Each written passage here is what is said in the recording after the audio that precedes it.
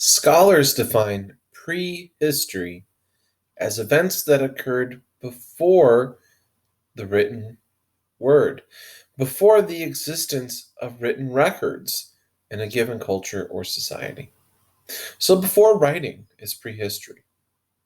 History refers to the time period after the invention of written records in a given culture or society.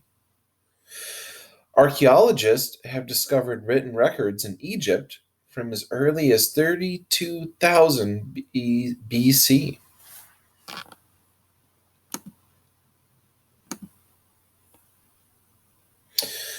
which is the accepted date at which history begins there.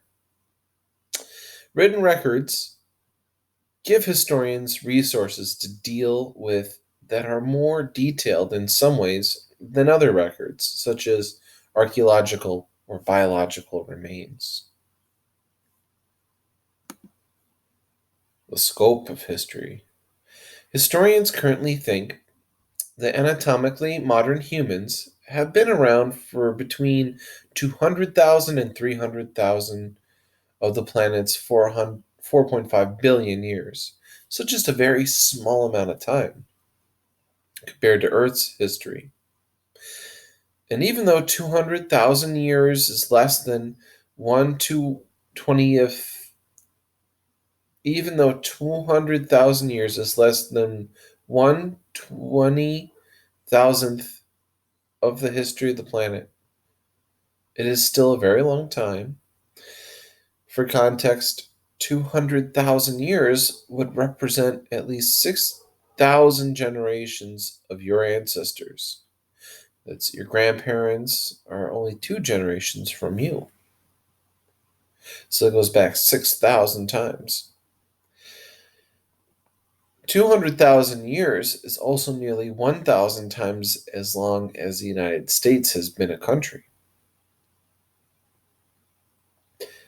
It is 100 times as distant in the past as the time of Jesus in the Roman Empire. It's also 40 times as distant in the past as the earliest written records we have found. Think about the scope of what must have happened during that time. Adventurers, sorrows, environmental change, and the rise and fall of civilizations. As historians, we have the privilege of exploring this vast expanse of human experience. Our main tool as historians is what has been written by those who came before us. In fact, this is what formally defines history and sometimes sets it apart from archaeology and anthropology. For example, the oldest written records archaeologists have discovered in Egypt are from over 5,000 years ago. The date when they were created is currently accepted as as the formal history beginning, as opposed to a prehistory beginning. Of course, one might find older records one day. Even with written records, though, we have to be careful and thoughtful. The writing may be in a dead language that we know little about. If one tribe conquers another, we might only get the biased, one sided story of those who won and wrote about it. Many times, narratives are only written down after generations of being transmitted orally through speech, with every transmitter of the story consciously or unconsciously changing the specifics. Even for events that happened yesterday, two direct observers could have two completely different perceptions of what happened, how it happened, and why it happened. You can imagine that things get even tougher for prehistory, or the events that occurred before the existence of written words. But we still have many tools. Archaeologists can excavate ancient structures and burial sites and begin to infer how the people lived from fossils, like human remains, and artifacts, human made items. Anthropo- Archaeologists can estimate the age of fossils and artifacts through several techniques.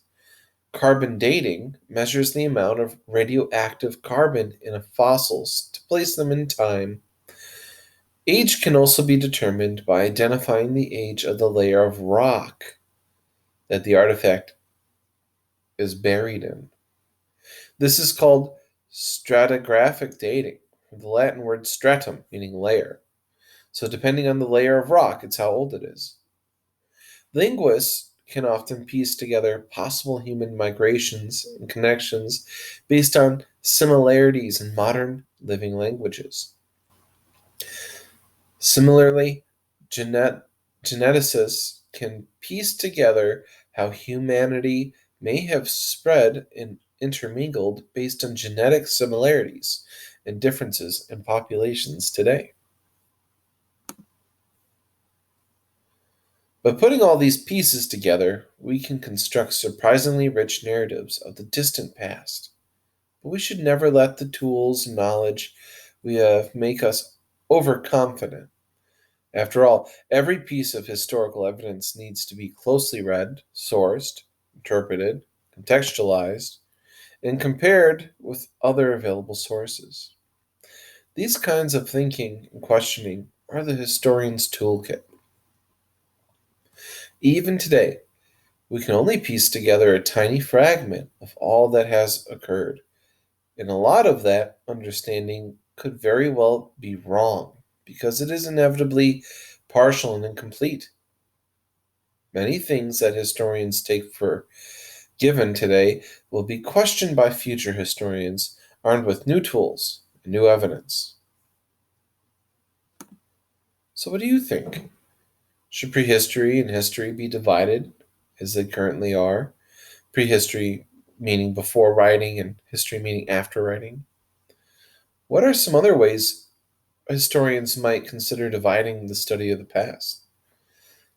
And how much information do you think needs to be present in order for something to be known?